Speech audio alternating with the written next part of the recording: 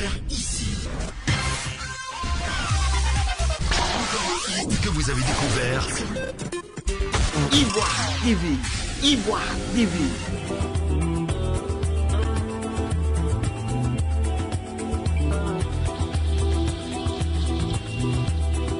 Au lendemain de l'élection du président Alassane Ouattara à la tête de la magistrature suprême de la Côte d'Ivoire, la situation sociopolitique actuelle interpelle les acteurs de la société civile. La plateforme de l'engagement citoyen dénommée PEPSI, avec à sa tête Rémi Hébrun, a tenu une conférence de presse pour dénoncer, selon lui, la forfaiture du président Alassane Ouattara. Au nom du comité exécutif de la plateforme pour l'engagement citoyen de Côte d'Ivoire, dénommée PEPSI, et ses 35 organisations de la société civile, de vous adresser nos vifs remerciements pour avoir répondu massivement à notre invitation. Mesdames et messieurs, la situation sociopolitique très tendue entre les différents acteurs de la scène politique ivoirienne nous interpelle, car l'avenir de toute une génération est pris en otage à cause des intérêts mesquins et égoïstes de certains acteurs politiques. La jeunesse consciente de Côte d'Ivoire, réunie au sein de la plateforme pour l'engagement citoyen de Côte d'Ivoire PEPSI et ses 35 organisations de la société civile, refuse d'accompagner la forfaiture d'où qu'elle vienne. Ainsi, nous avions eu à adresser dès le 18 novembre 2019 plusieurs lettres au chef de l'État, son Excellence Alassane Dramane Ouattara, au secrétaire général de l'ONU, à l'Union européenne, à l'UNESCO, à Amnesty International, aux différents partis politiques ivoiriens, ainsi qu'à toutes les représentations diplomatiques en Côte d'Ivoire, afin de tirer sur la sonnette d'alarme et prévenir l'opinion nationale et internationale du spectre de danger qui guette notre chère patrie et plus particulièrement l'avenir de toute une génération. Au titre des audiences et rencontres avec les acteurs de la scène politique ivoirienne et certaines représentations diplomatiques en Côte d'Ivoire, le point de nos différentes audiences avec ces différents acteurs de la scène politique ivoirienne, la présidence de la République et les différentes représentations en Côte d'Ivoire montrent notre engagement sans embâche pour la préservation de la paix, la cohésion sociale et d'un environnement favorable à l'organisation d'élections apaisées dans notre pays. Au cours de ces différentes rencontres, nos échanges ont porté essentiellement sur les différentes échéances politiques, bien entendu électorales, d'octobre 2020, la libération des prisonniers politiques, le retour des exilés politiques et enfin la prise en compte de la jeunesse qui représente plus de 70% de la population ivoirienne dans toutes les instances de décision de la Côte d'Ivoire, car l'avenir d'un pays repose sur cette jeunesse responsable, consciente et citoyenne que nous représentons. Ainsi, le mercredi 27 novembre 2019, audience avec la présidente de l'URD, Madame Danielle Boni-Claverie. Le mercredi 04 décembre 2019, audience avec le conseiller du président du Sénat, M. Yao Noël Boigny Anouman. Le jeudi 05 décembre 2019, audience avec le conseiller de Madame l'ambassadeur de la Suisse en Côte d'Ivoire, M. Thomas. Le mercredi 11 décembre 2019, audience avec le Front populaire ivoirien.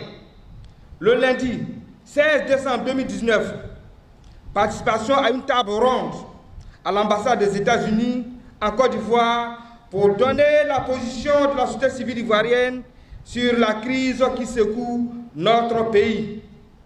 Le mercredi 18 décembre 2019, audience avec la plateforme de l'opposition EDS, coalition proche de l'ex-président Laurent Gbagbo, présidée par le professeur Georges Armand Oyen. Le vendredi 31 janvier 2020, nous avons reçu un courrier officiel de la part de son éminence Jean-Pierre Cardinal Coutouin, archevêque d'Abidjan, afin de participer à l'activité catholique dénommée Allons à la paix du samedi 15 février 2020. Le jeudi 13 février 2020, audience avec M. Dosso Sinali Junior, chargé des affaires politiques auprès de la présidence de la République de Côte d'Ivoire. Le jeudi 20 février 2020, audience avec Mme Simone Eivé Gbagbo, figure emblématique de la politique ivoirienne, ex-première dame de Côte d'Ivoire. Le lundi 09 mars 2020, audience avec son Excellence M. Henri Konan Bédié, président du PDCI-RDA, président de la coalition pour la démocratie, la réconciliation et la paix, CDRP. Le jeudi, le mardi 14 juillet 2020, audience avec la direction du parti politique leader de Mamadou Koulibaly.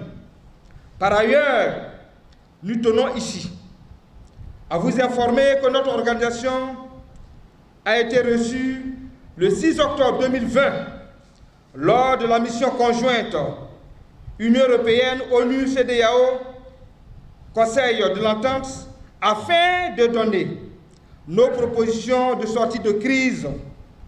Il convient donc de vous informer que nos différentes propositions n'ont pas été prises en compte quant à la mise en place d'une vraie commission électorale indépendante et un conseil constitutionnel crédible pour éviter cette parodie d'élection du 31 octobre 2020 dont nous avons assisté. Pour la plateforme de l'engagement citoyen PEPSI, il y a donc vacance du pouvoir. Le président Rémi Hébrin émet ainsi donc des propositions. Mesdames et messieurs, face à cette crise sans précédent que traverse notre pays, le comité exécutif de la plateforme pour l'engagement citoyen de Côte d'Ivoire, PEPSI, et les présidents des 35 organisations de la société civile se sont réunis en urgence le lundi 2 novembre 2020 sur convocation express du président Hébrin Yao Rémi pour analyser la situation particulière que traverse notre pays.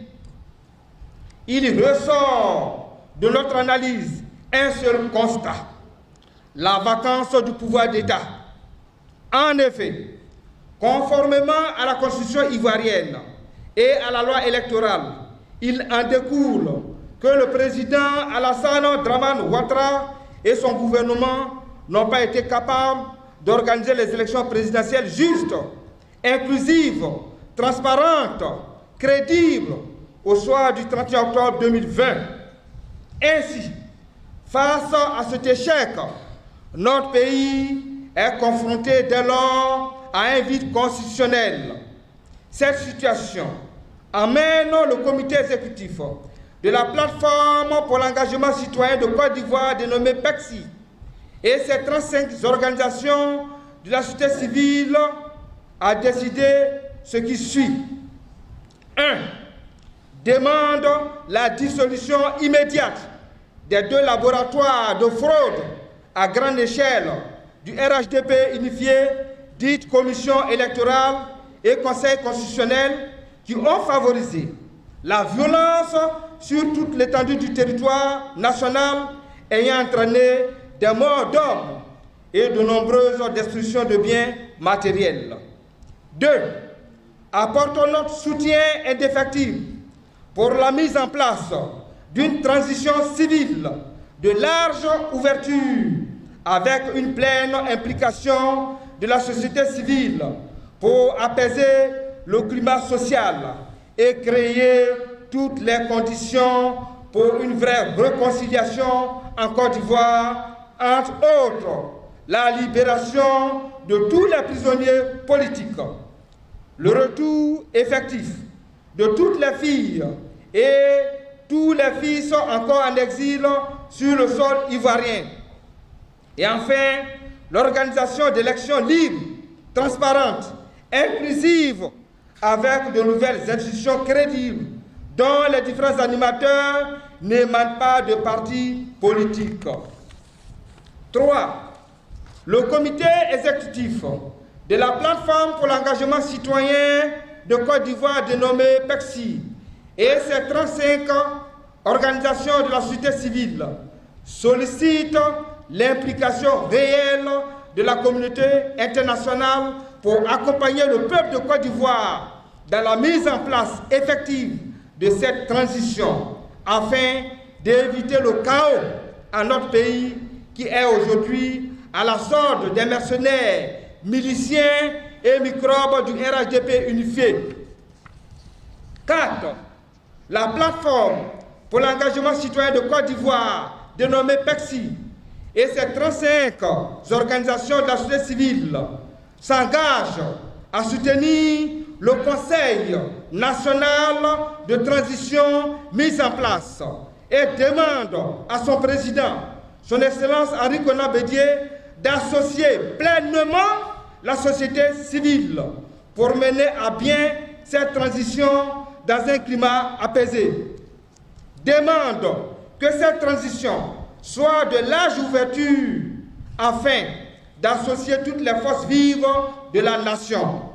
Invite le peuple souverain de Côte d'Ivoire à apporter son soutien total. Je dis bien, nous invitons le peuple de Côte d'Ivoire souverain à apporter son soutien total au Conseil national de transition.